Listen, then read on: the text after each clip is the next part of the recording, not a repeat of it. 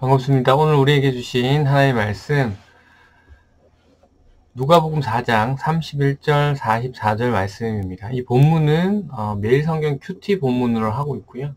네. 자, 본문 말씀 읽겠습니다. 갈릴리의 가버나움 동네에 내려오사 안식일에 가르치심에 그들이 그 가르치심에 놀라니 이는 그 말씀이 권위가 있음이려라. 회당에 더러운 귀신 들린 사람이 있어 크게 소리질러 이르되 아, 나사렛 예수여, 우리가 당신과 무슨 상관이 있나이까? 우리를 멸하러 왔나이까? 나는 당신이 누구인 줄 아노니 하나님의 거룩한 자니이다. 예수께서 꾸짖어 이르시되 잠잠하고 그 사람에게서 나오라 하시니 귀신이 그 사람에게 무리 중에 넘어뜨리고 나오되 그 사람은 상하지 아니한지라.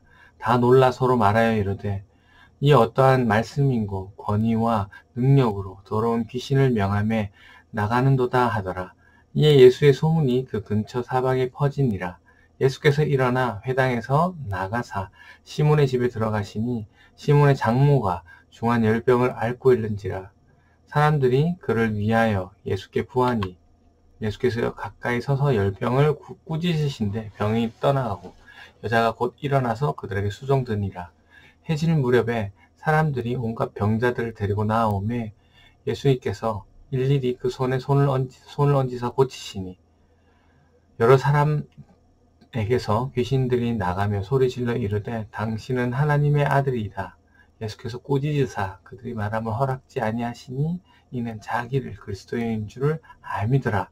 날이 밝음에 예수께서 나오사 한적한 곳에 가시니 무리가 찾다가 만나서 자기들에게서 떠나시지 못하게 만류하려 하며 예수께서 이르시되 내가 다른 동네들에게서도 하나님의 나라 복음을 전하여야 하리니 나는 이 일을 위하여 보내심을 받았노라 하시고 갈릴리 여러 회당에서 전도하시더라. 아멘. 오늘도 주신 본문을 통해서 하나님의 은혜를, 하나님의 뜻을 깨닫는 귀한 은혜 시간 되시기를 바랍니다. 문맥을 봅니다. 나사렛에 도착하신 예수님께서는 평소 습관처럼 안식일에 회당으로 가셔서 성경을 읽으시고 풀이해 주셨지만 이 나사렛 사람들은 예수님이 요셉의 아들인 줄 알았기 때문에 예수님을 인정해 주지 않는 모습을 보입니다. 그런 나사렛 사람들에게 예수님께서는 엘리야 시대의 과부 이야기와 나아만 이야기를 하면서 하나님께서는 수많은 이스라엘 백성들을 두고 이방 과부와 이방 장군을 치료하셨다라는 그 사건을 이야기하면서 모든 이들에게 구원의 문이 열렸음을 말씀하고 있습니다.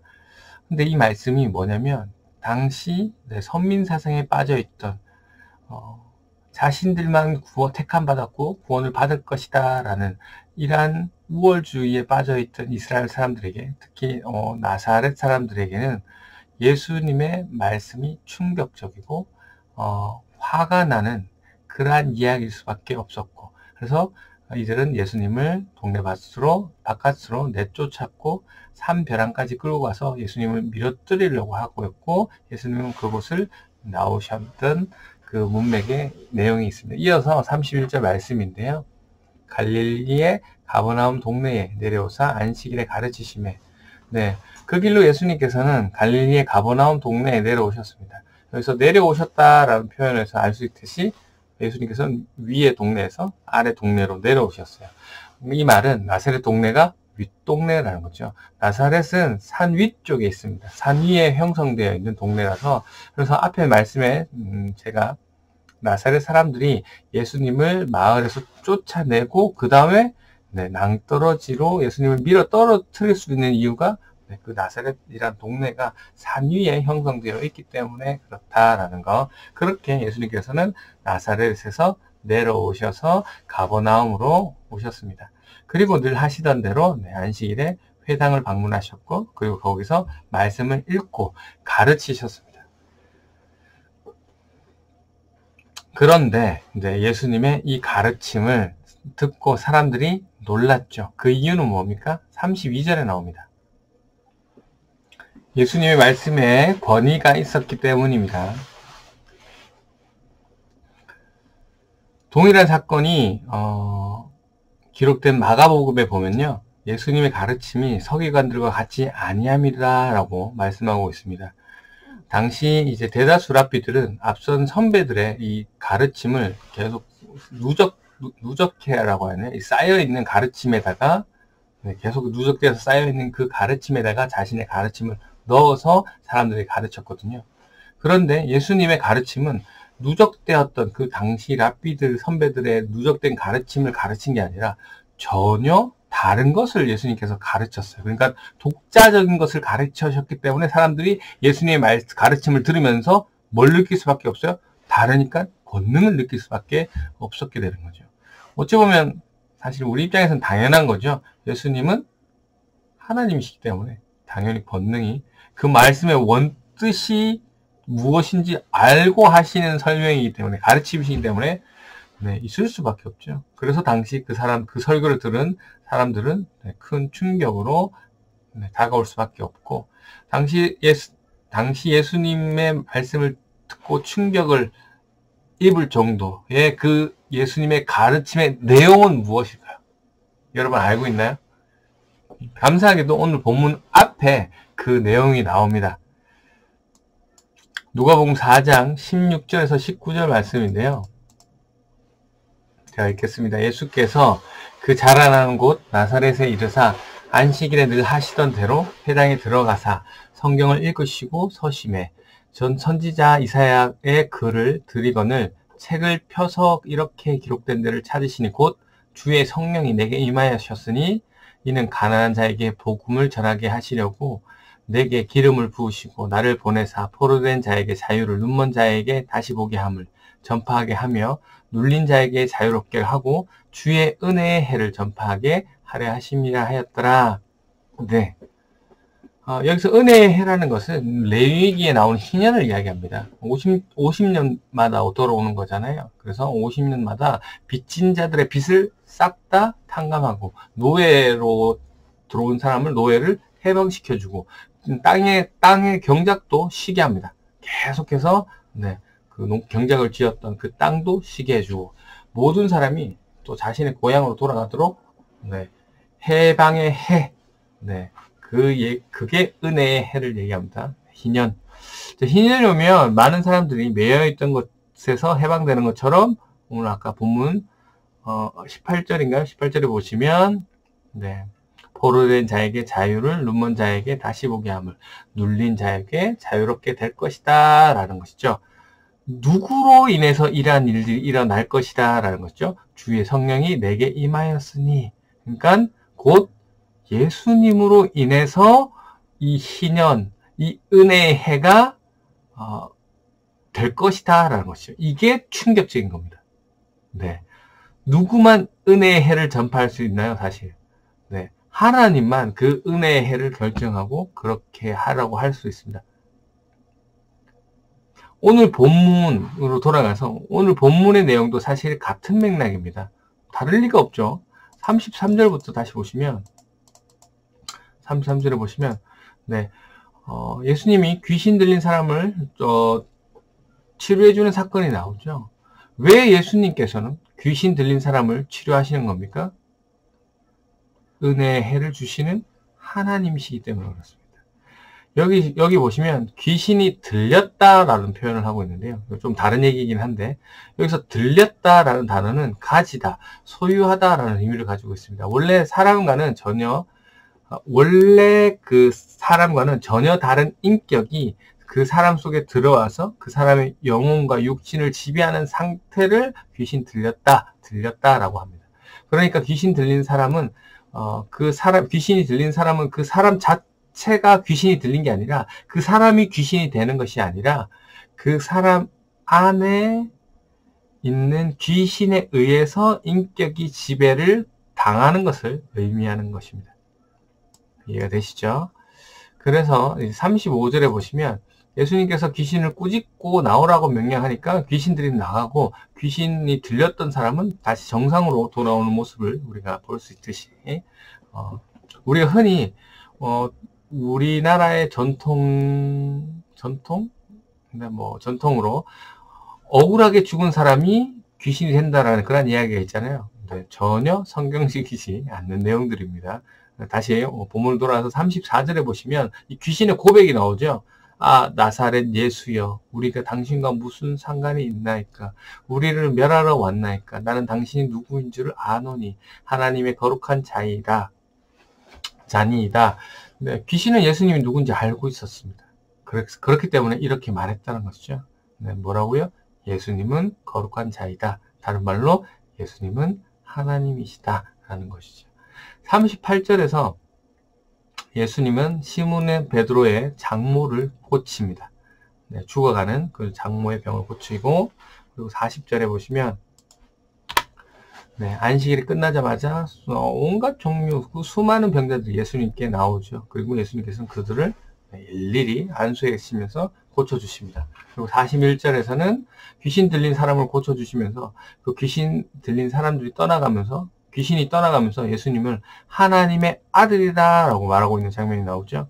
결국 기록자 이 누가가 독자 데오빌로에게 오늘 본문을 통해서 이야기하고 싶은 것은 예수님이 하나님의 아들이시다. 예수님이 하나님이시다. 예수님이 메시아시다 라는 것을 이야기하고 있는 것입니다. 42절 말씀입니다. 날이 밝음에 예수께서 나오사 한적한 곳에 가시니 무리가 찾다가 만나서 자기들에게서 떠나시지 못하게 만류하려 하며, 네. 여기서 날이 밝음에 예수님께서 나왔다라는 표현을 통해서 예수님께서 밤새 병자들을 치유해 주셨구나. 그리고 그들에게 복음을 전하셨구나. 말씀을 가르쳤구나 라는 것을 우리가 알 수 있습니다. 그렇게 밤을 새시고 예수님께서는 어디로 가십니까? 한적한 곳으로 가십니다. 예수님이 한적한 곳으로 가시는 이유는 뭡니까? 익히 잘 아시죠? 기도하시기 위함입니다. 여기서 한적한이라는 단어는 버림받은, 고독한, 황막한, 황폐한이라는 뜻을 가지고 있습니다. 그래서 한적한 곳이라고 말하고 있으니까 버림받은 곳, 고독한 곳, 황폐한 곳, 황막한 곳이라는 뜻이 되겠죠. 예수님은 이 버림받은 곳으로 기도하러 가셨어요. 신약에서 이러한 공간이 어디에 있을까요? 바로 광야를 이야기합니다. 버림받은 곳, 고독한 곳, 황폐한 곳입니다. 그렇기 때문에 이곳은 사람이 없고 한적한 곳이 되는 것이죠. 성경에서 광야는 시련과 시험, 연단을 의미하는 곳입니다. 예수님께서는 그 곳에서 하나님께 기도하셨습니다. 버림받은 곳에서, 고독한 곳에서, 황폐하고 황막한 그곳에서, 시련과 시험과 연단이 있는 그곳에서 이 세상을 구원하러 오신 예수님께서는 하나님께 기도하고 있습니다. 이 한적한 곳으로 가셨다라는 이 문장 속에 참으로 많은 의미가 담겨져 있음을 우리가 알 수 있습니다. 이어보시면 사람들이 이 한적한 곳에서 기도하고 있던 예수님을 사람들이 찾아서 이야기를 합니다. 예수님이 찾았던 이유가 뭐죠? 예수님을 떠나시지 못하게 하기 위해서죠. 이 말은 예수님과 함께 했던 시간이 너무 좋았다라는 것입니다. 그러나 예수님께서는 이를 거절하시죠. 다른 동네의 사람들도 하나님의 나라의 복음을 들어야 할 것이다. 나는 이 복음을 전하기 위해 보내심을 받았다라는 말씀으로 오늘 본문은 마무리됩니다. 오늘 말씀 정리하면서 묵상하는 시간을 가지겠습니다. 예수님께서는 안식일날 회당을 찾으셔서 복음을 가르치셨습니다. 그리고 그 말씀을 들은 사람들은 놀라움을 금치 못했습니다. 왜냐하면 예수님의 말씀이 다른 서기관들과 같지 않는 권위 있는 말씀이었기 때문입니다. 그 말씀은 심령이 가난한 자들에게 복음을 전하기 위해 오신 심령이 가난한 자들에게 복음을 전하기 위해 오신 하나님께서 나를 보내셨다. 포로된 자에게 자유를 또 눈먼 자에게 다시 보게 함을, 눌린 자에게 자유를 나를 통해서 주겠다. 나는 그 일로 보내심 받은 자이다. 나는 하나님의 거룩한 자이며 나는 하나님의 아들이다. 내가 바로 메시아이다. 그리스도이다. 라는 말씀을 하고 계시죠. 만약에 이 중요한 사실, 내가 바로 하나님이다 라는 사실을 놓치고 이 말씀을 본다면 간단하게 이렇게만 생각할 수 있습니다. 아, 예수님께서 가버나움에 들리셔서 말씀을 가르치셨구나. 사람들이 예수님의 가르침에 놀랐구나. 예수님께서 귀신을 쫓아내셨고 자신에게 나아온 환자들을 다 치료하셨구나. 그래서 사람들이 예수님을 안 보내려고 하는구나. 그냥 그 겉표면 그렇게만 이해하실 수도 있는 부분이지만 이렇게 이해하면 안 됩니다. 예수님께서 안식일날 병자를 고치신 이유, 회당에 들려서서 말씀을 가르치신 이유, 그래서 그 사람들이 놀란 이유, 귀신 들린 자들이 귀신 들린 자들을 치유하신 이유, 당시 병에 걸리는 것은 죄의 결과라고 인식했던 그 시대에 자신에게 나왔던 모든 병자들을 치유하신 이유, 내가 바로 메시아다, 내가 너희를 구원할 하나님이시다 라는 것을 전하기 위해서 하신 거죠. 예전에도 말씀드린 적이 있지만, 그런데 많은 그리스도인들이 예수님의 이 치료 사역에만 집중해서 신앙생활 하시는 분들이 있습니다. 마치 구약에서 하나님의 말씀을 믿고 따르면 믿고 지키고 따르면 오래 살고 부자가 되고 자녀들을 많이 놓을 것이다 라는 그 하나님의 약속의 부분에서 핵심인 하나님의 말씀을 믿고 따르라 라는 것이, 지켜라 라는 것이 핵심인데, 그것을 중점으로 보는 것이 아니고 오래 살고 부자가 되고 자녀들을 많이 낳는다는 것에만 집중하는 사람들과 마찬가지라는 거죠. 우리가 집중해야 되는 것은 예수님이 누굴 고쳤다라는 게 중요한 게 아니라 왜 고치셨는지, 즉 예수님이 하나님이시라는 것이 중요한 거다라는 것이죠. 어떤 교회 목사님이 병을 잘 고치더라 하면 우르르 가잖아요. 어떤 기도원 원장님들이 예언과 통변을 잘 하신다 하면 우르르 갑니다. 그곳에 성도들이 몰려요. 그런 신비한 것을 알고 싶어 하셔서.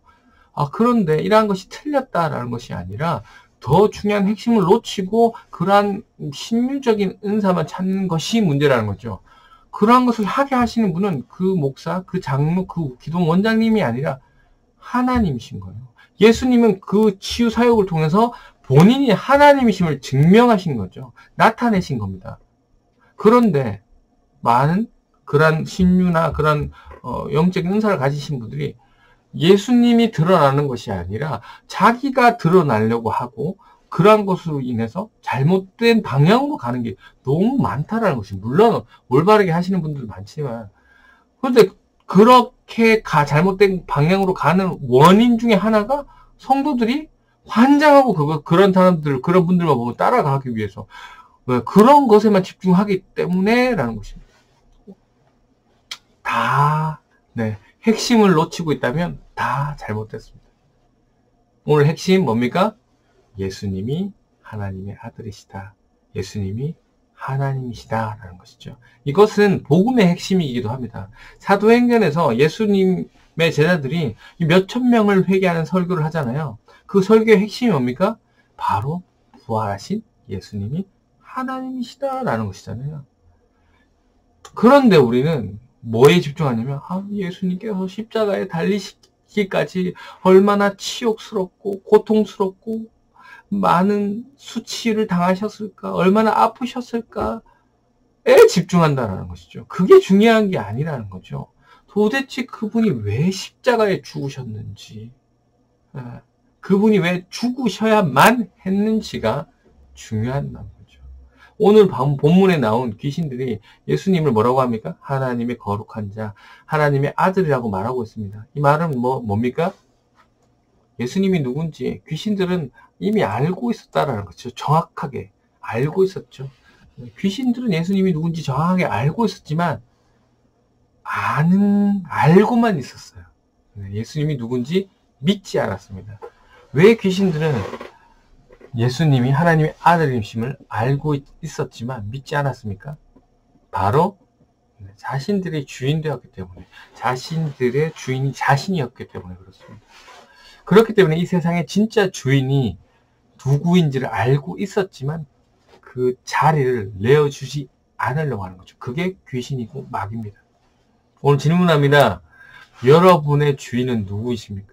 이 자리에 계신 분, 그리고 이 말씀을 듣는 분들, 예수님이 누군지 이미 알고 계시기 때문에 이 말씀을 듣고 듣습니다. 그렇다면 여러분의 마음속에는 정말 알고만 있는 것으로 끝납니까? 아니면 정말 예수님이 여러분의 주인으로 들어와 계십니까? 아니면 여러분의 인생은 여러분 겁니까? 여러분이 주인입니까? 여러분, 오늘 귀신처럼 아는 것으로만 끝나면 안 됩니다. 귀신도 정확하게 알고 있었어요. 예수님이 하나님인 걸.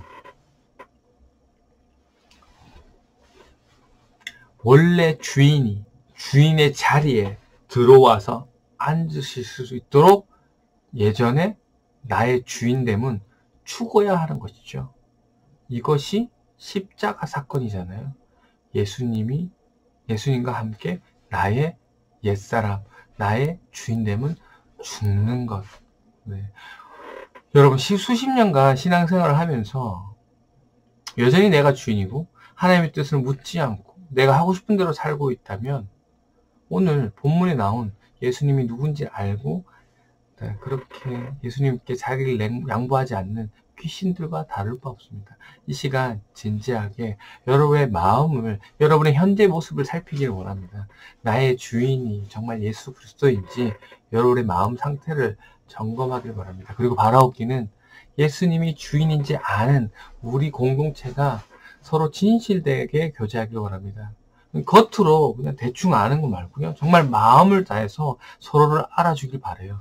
예배 시간 보는 것 외에 따로 시간을 내서 연락하고 만나고 교제하고 나눠야 될 것입니다. 우리가 물론 새해라고 명절이라고 인사하는 거 좋습니다. 하지만 그것보다 더 중요한 거, 더 깊은 교제를 나눠야 된다는 것이죠. 오늘 예수님께서는 밤새 심령이 가난한 자들, 몸이 불편한 자들을 치료하시고 가르치시고 또 그 버림받고 고독한 황막한 그 고난과 시험이 있는 그 장소에 찾아가셔서 하나님께 기도하셨습니다. 저와 여러분이 있는 이 세상이 곧 광야와 같은 곳입니다. 이곳에서 하나님께 기도하시기를 놓치지 않고 더욱 하나님과 교제하면서 자주 만나면서 깊은 교제하면서 나아가는 저와 여러분이 되시기를 주님의 이름으로 축원합니다. 이 시간 기도하실 때 예수님은 우리에게 새 생명을 주시는 하나님이심을 하나님 오늘 말씀을 통해서 깨닫게 해주심을 감사합니다. 하나님 오늘 하루 그리고 올 한 해 주어진 자리에서 만나는 많은 이들에게 예수님이 하나님이 되심을 선포하게 주님 도와주시고 주님께서 많은 사람들을 치유하시고 가르치면서 더욱 자신을 다른 곳에 보내고 싶지 않은 사람들을 보면서 그 자리에 머무시면서 왕처럼 평안하게 지내시고 치는 것이 아니라 또 다른 버림받고 고독하고 황막하고 시험과 연단 있는 곳에서 하나님을 찾아 기도하셨던 것처럼 우리도 새로 잘 먹고 잘 자고 인정받고 평안하기만 한 그러한 삶을 우리의 목표로 두는 것이 아니라 그곳이 비록 광야일지라도 그리고 힘든 곳일지라도 우리에게 주어진 미션을 잊지 않고 이 광야 같은 세상에서 하나님을 찾는 저희들이 될 수 있도록 인도해 달라고 기도하시고 또 환우들을 위해서 기도해 주시고 이 나라와 이 민족을 위해서 기도하시고 자유롭게 돌아가도록 하겠습니다.